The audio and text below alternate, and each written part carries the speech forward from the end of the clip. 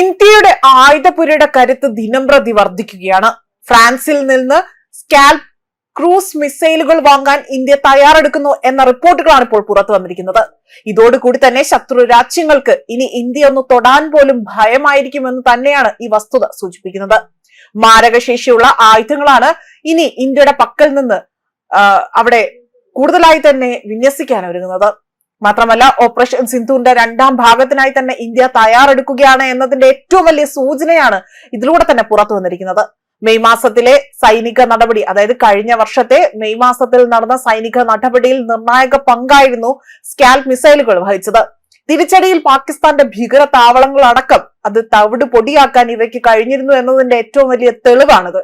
Rafale യുദ്ധവിമാനങ്ങളുടെ ആക്രമണശേഷി വർദ്ധിപ്പിക്കുന്നതിനായി തന്നെ ഫ്രാൻസിൽ നിന്ന് സ്കാൽപ് ക്രൂസ് മിസൈൽ കൂടി വാങ്ങാനുള്ള നീക്കത്തിലാണ് ഇന്ത്യ ഇപ്പോൾ ഒരുക്കങ്ങൾ നടത്തുന്നത്. ഇതുമായി ബന്ധപ്പെട്ട ചർച്ചകൾ പുരോഗമിക്കുകയാണ് എന്നതാണ് പ്രതിരോധ വൃത്തങ്ങൾ റിപ്പോർട്ട് ചെയ്തിരിക്കുന്നത്. ഏകദേശം 320 കോടി രൂപ മൂല്യമുള്ള ഇടപാടിനാണ് കളം ഒരുങ്ങുന്നത് എന്നതാണ് സൂചനകൾ പുറത്തുവരുന്നത്. ഓപ്പറേഷൻ സിന്ധൂറിനിടെ ഭീകരവാദ കേന്ദ്രങ്ങൾ ലക്ഷ്യമിട്ട് ഇന്ത്യൻ വ്യോമസേന സ്കാൽപ് മിസൈലുകൾ ഉപയോഗിച്ചിരുന്നു.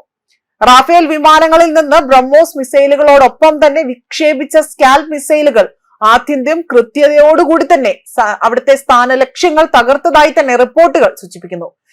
അതുപോലെ തന്നെ 250 മുതൽ 500 കിലോമീറ്റർ വരെ ദൂരപരിധിയുള്ള സ്കാൽപ് മിസൈലുകൾക്ക് 450 കിലോഗ്രാം വരെ ഭാരമുള്ള സ്ഫോടക വസ്തുക്കൾ വഹിക്കാൻ കഴിയുന്നവയാണ്.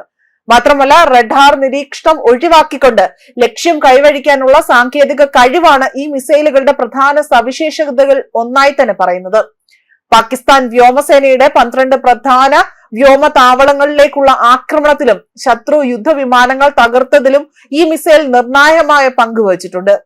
ഭാവിയിൽ ഇന്ത്യൻ നാവികസേനയിൽ ഉൾപ്പെടുന്ന 26 റാഫേൽ മറൈൽ യുദ്ധവിമാനങ്ങളിലും സ്കാൽപ് മിസൈലുകൾ ഘടിപ്പിക്കാനാണ് പദ്ധതി. ഇതിനു പുറമെ തന്നെ 114 റാഫേൽ യുദ്ധവിമാനങ്ങൾ കൂടി വാങ്ങാനുള്ള നടപടികൾ ആ പ്രതിരോധ മന്ത്രാലയം ഇപ്പോൾ അന്തിമഘട്ടത്തിലാക്കിയതായി തന്നെ വ്യക്തമാക്കിയിട്ടുണ്ട്.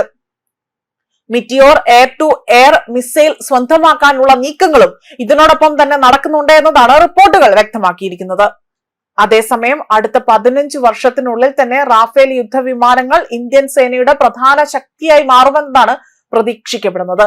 നാവികസേനയുടെ റാഫേൽ വിമാനങ്ങളും സേവനത്തിൽ എത്തുന്നതോടുകൂടി തന്നെ ഫ്രാൻസിന് ശേഷി ഏറ്റവും കൂടുതൽ റാഫേൽ യുദ്ധവിമാനങ്ങൾ ഉപയോഗിക്കുന്ന രാജ്യം ഇന്ത്യ ആകുമെന്നതാണ് ഇവിടെ എടുത്തു പറയേണ്ട മറ്റൊരു സവിശേഷമായ കാര്യം.